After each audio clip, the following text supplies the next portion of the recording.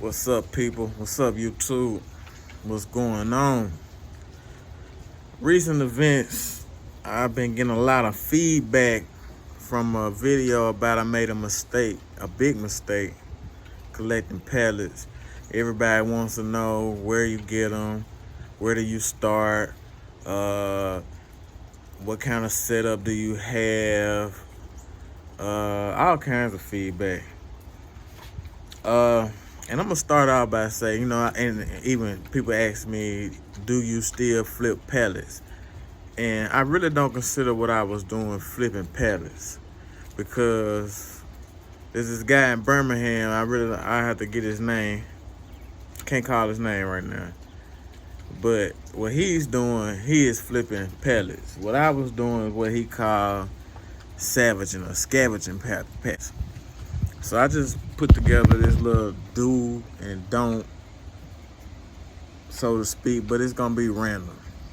It's coming off the top of the head. I didn't write nothing down. This is real, raw, unedited. I'm sitting on the porch, y'all. I don't know what hurricane going on right now, but I'm in the south.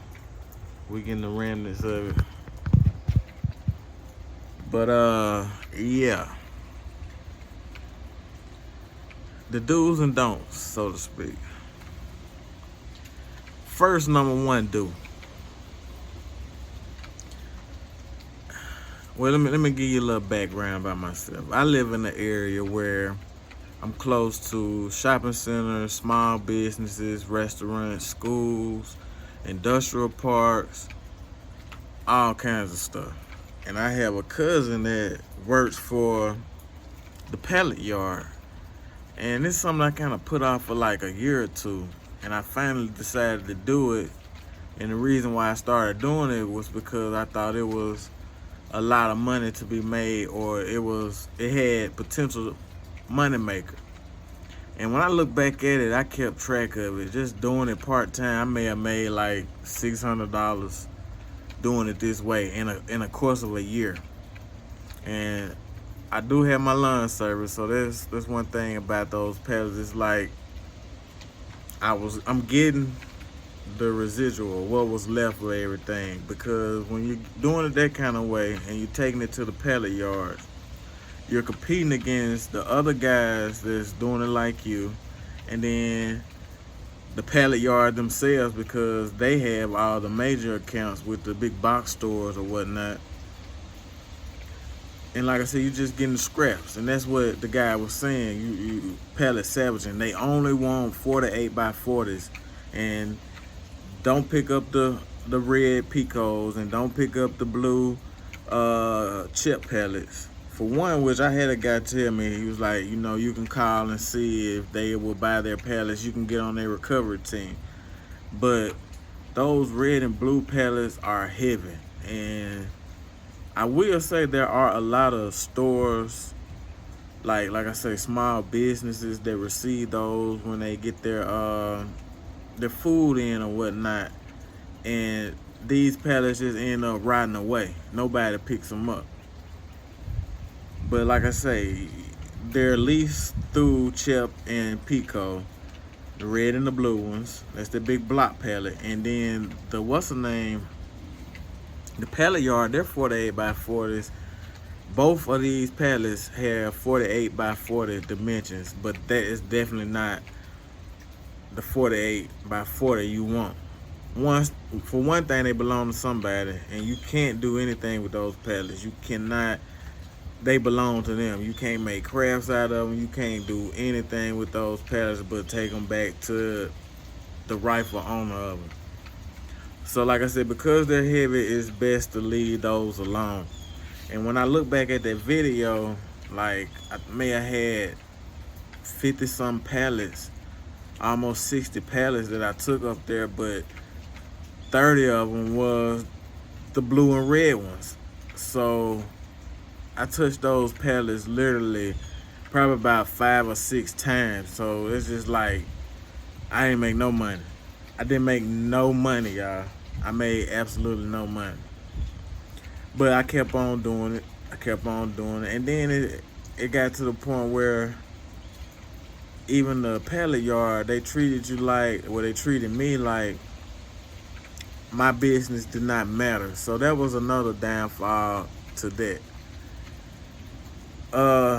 And then just recent events, maybe a couple months ago, I took some. They informed me now instead of getting paid $2, that I get $2.50.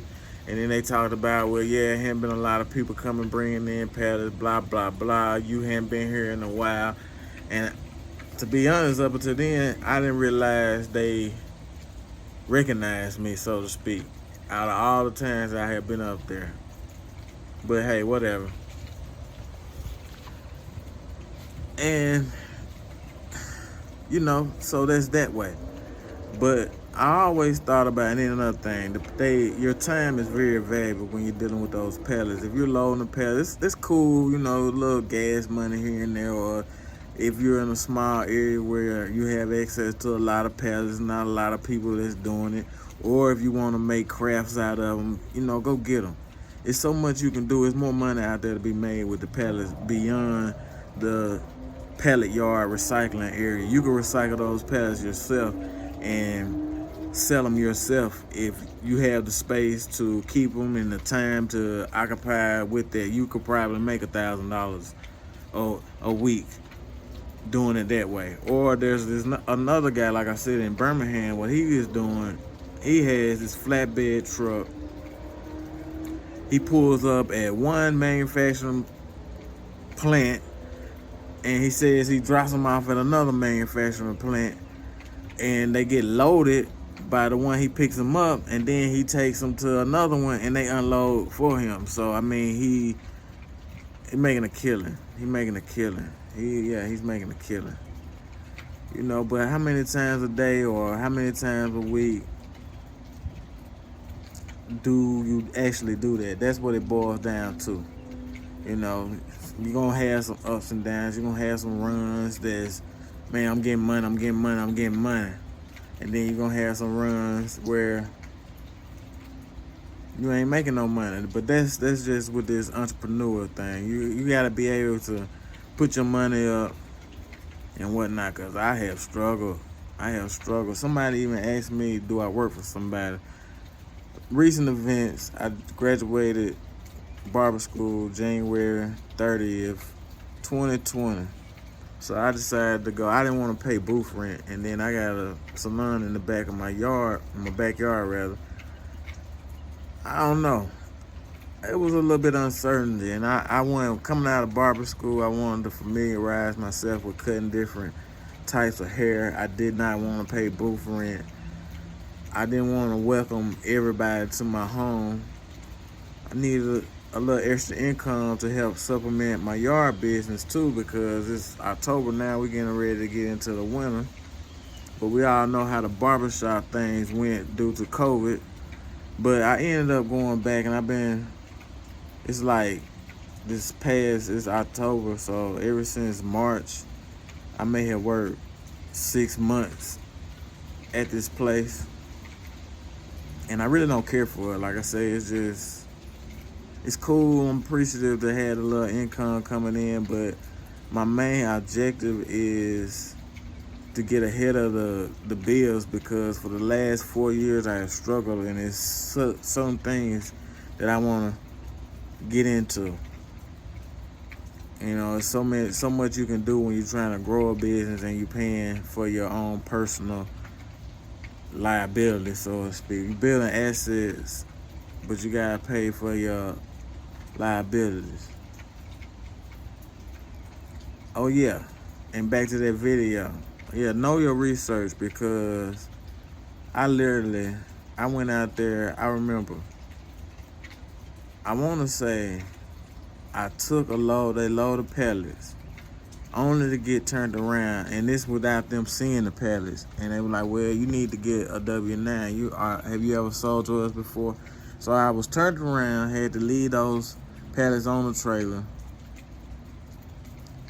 and I had to go to the library, fill out a W-9 form, and put all my tax information in there, whatever, so they can cut me a check. So the next time I go there, it's like okay, you don't have the right stuff. I'm like, man, are you kidding me? So not only did I have to touch those pallets twice, I made multiple trips. I'm talking about this is winter time. The lawn service, and I wasn't quite out of school yet. I actually feel like the video is almost 2 years old though, but I think that video is almost 2 years old. Coming up, that should be 2 years old. Or that one, yeah. It's gonna be a while. That one's gonna be about 2 years. But I remember, when I watched that video, man, I just looked at myself like, dude, you messed up. Look at you went out, you made this video to tell a story, and then you missed all your points that you intended to make because you were misinformed, trying to make some money. So yeah, definitely do your research. And like I said, there's more ways to make money with the pallets.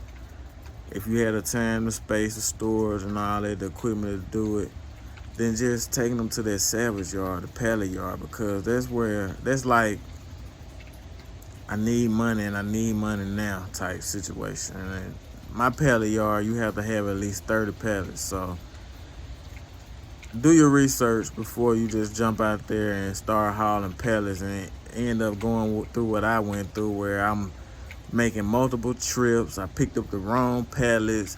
I touched these pallets like 6 times. So do your research. Find out what they buy and do it. Because all I was going off was my cousin worked there. And he said that, they take the 48 by 40s, and I had been up there. I saw these red and blue pallets in their warehouse. I see all types of pallets in their warehouse. So I go out and I just grab pallets. You know what I'm saying? It's crazy. Make sure you get what they want if you're going to go that route. Save yourself some time.